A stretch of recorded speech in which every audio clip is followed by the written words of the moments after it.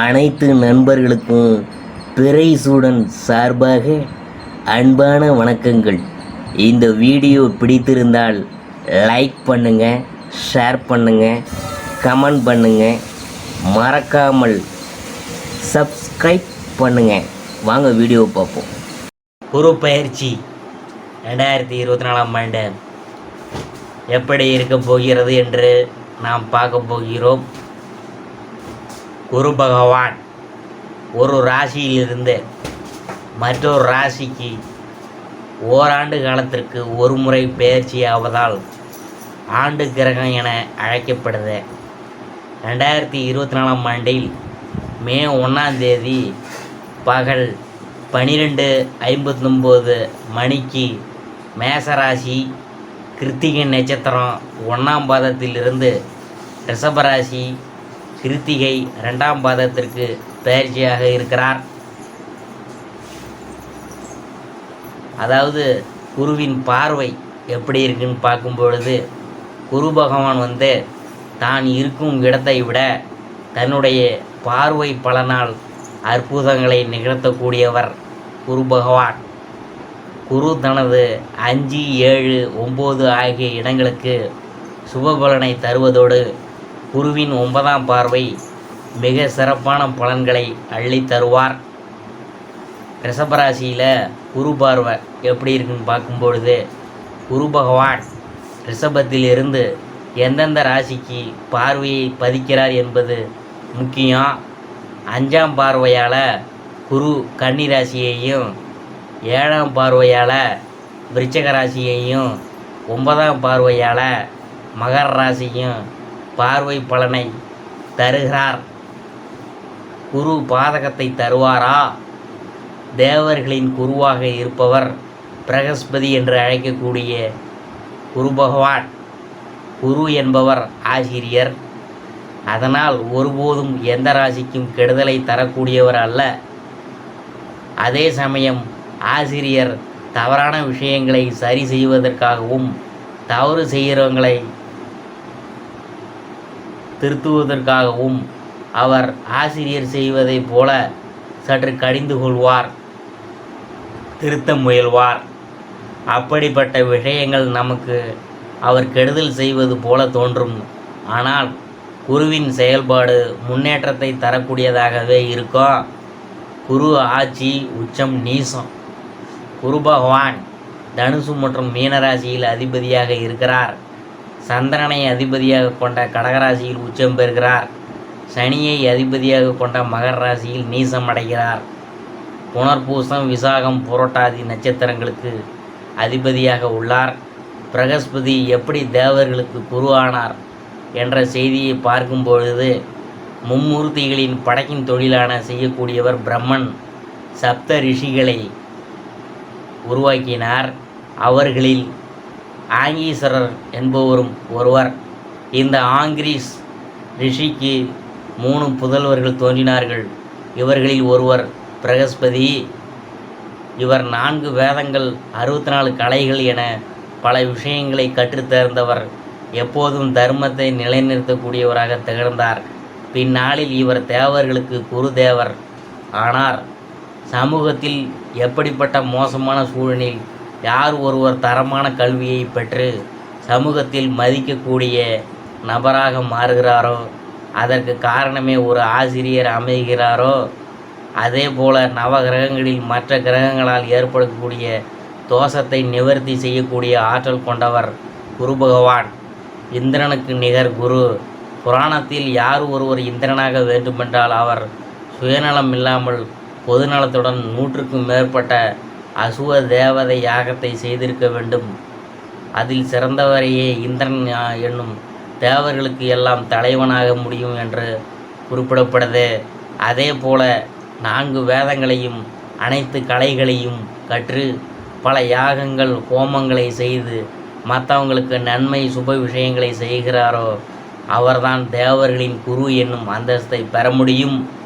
அப்படி வேதங்களை கற்று பல யாகங்களை செய்து தேவர்களுக்கு எல்லாம் குரு எனும் அந்தஸ்தை பிரகஸ்பதி பெற்றுள்ளார்.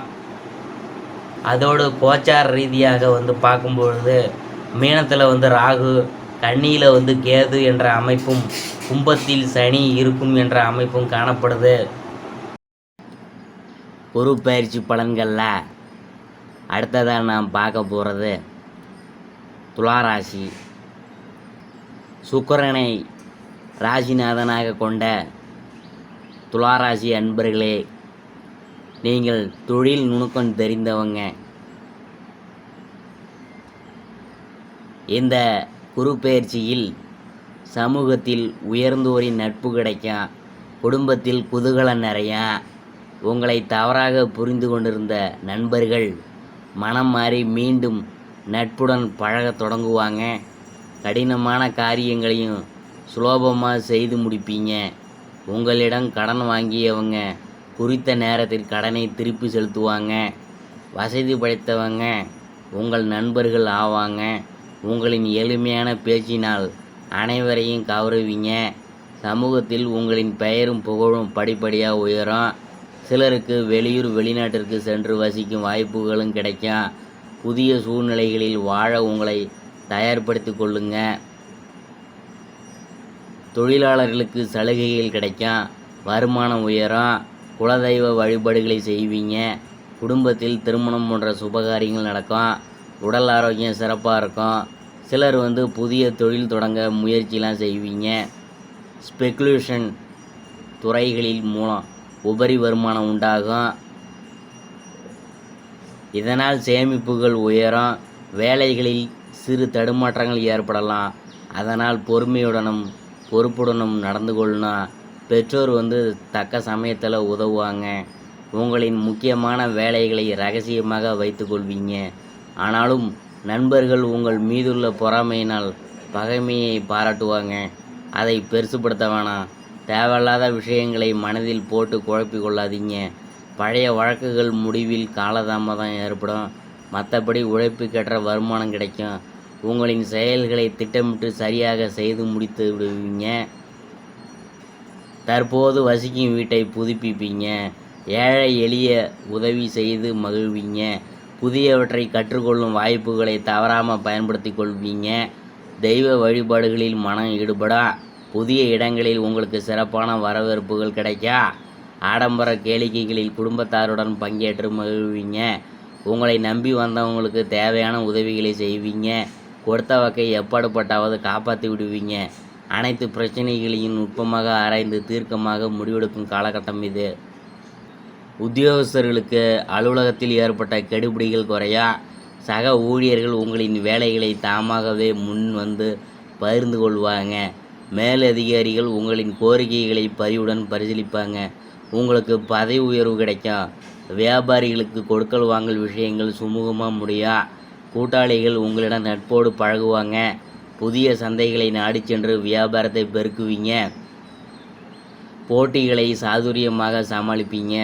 வாகனங்களுக்கு சிறிது பராமரிப்பு செலவு செய்ய நேரிடும். அரசியல்வாதிகளுக்கு கட்சியில் முக்கிய பொறுப்பு கிடைக்கும். தொண்டர்களின் ஆதரவுடன் பதவியை தக்க வைத்து கொள்வீங்க. முக்கிய பிரச்சனைகளில் வாயை கொடுத்து மாட்டிக்கொள்ள வேணாம். புதிய முயற்சிகளை தவிர்க்கணும். கலைத்துறையினருக்கு அனுகூலமான திருப்பங்கள் ஏற்படும். பாராட்டும் பணமும் ஒருங்கே கிடைக்கும். சக கலைஞர்களின் மூலம் உங்களை புதிய வாய்ப்புகள் தேடி வரும். ரசிகர்கள் உங்களுக்கு ஆதரவாக இருப்பாங்க. அவர்களின் நலனில் அக்கறை செலுத்துவீங்க. பெண்மணிகளுக்கு கணவருடனான ஒற்றுமை சுமாராகவே இருக்கும். அதனால் நிதானத்துடன் செயல்படணும். உடல் ஆரோக்கியத்தில் கவனம் தேவை. மற்றபடி பொருளாதாரத்தில் முன்னேற்றம் ஏற்படும். உங்களின் குடும்ப நிலை நல்ல நிலையை அடையும். மாணவ மணிகளுக்கு படிப்பில் ஆர்வம் அதிகரிக்கும். வெளி விளையாட்டுகளில் ஆர்வத்தை குறைத்து கொண்டு முன்னேற்றவும். ஆசிரியர்களின் பாராட்டுகளை பெறுவீங்க. அடுத்தது நான் பார்க்க போகிறது சித்திரை 3-4 பாதங்கள். இந்த குரு பயிற்சினால் எதிர்பார்த்த தகவல்கள் நல்ல தகவலாக வரும். விருப்பங்கள் கைகூடும். நண்பர்கள் மத்தியில் மரியாதையும் அந்தஸ்தும் உயரும். மற்றவங்களிடம் பேசும்போது கோபத்தை குறைத்து பேசுவது நல்லது. பண வரத்து இருக்கும். எதிர்பார்த்த காரியங்கள் நடக்க சிறிது காலதாமதம் ஆகலாம்.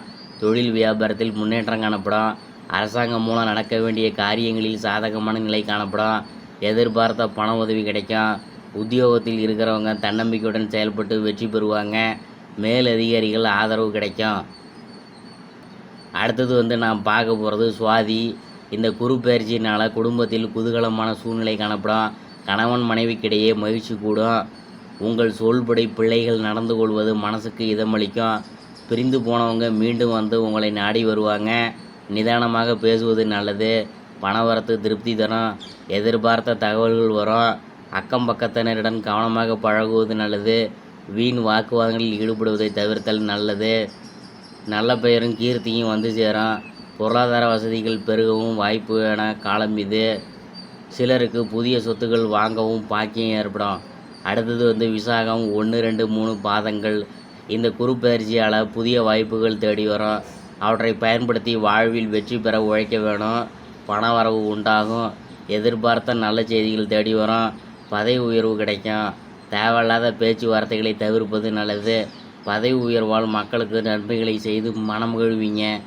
பண விஷயங்களை கவனமாக கையாள்வது நல்லது. விற்பனையின் போது கவனம் தேவை. சக ஊழியர்களுடன் பழகும்போது கவனம் தேவை. வேலைகள் எளிமையாக தோன்றும்.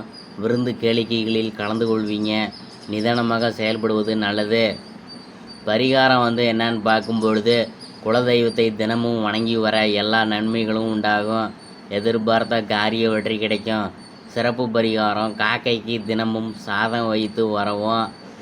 சொல்ல வேண்டிய மந்திரம் ஓம் ஸ்ரீ மகாலட்சுமியை நம என்ற மந்திரத்தை தினமும் 15 முறை சொல்லணும். அதிர்ஷ்டமான எண்கள் 2, 6, 7, 9. அதிர்ஷ்ட ஓரைகள் சந்திரன், செவ்வாய், சுக்கிரன், குரு.